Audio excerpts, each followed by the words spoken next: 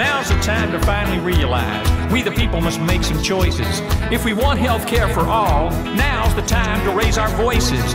Till they hear us in the halls of government and behind each corporate door, that we're sick and tired of getting less and less while paying more and more. Put human need before corporate greed. Join with many doctors, nurses, and other concerned Americans who believe health care is a right, and without health care for all, there is no liberty and justice for all. Let them hear us!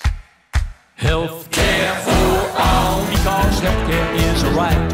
Health care for all, and the U.S. saw the light. That every woman, child, and man should have health care in this land. Now's the time to finally put it on the table. Contact your legislators and neighbors and tell them to support health care for all, because health care is a right, and our interests are special too. Health care for all, saw the light. That every woman, child, and man should have health care in this land. Now's the time to finally put it on the table.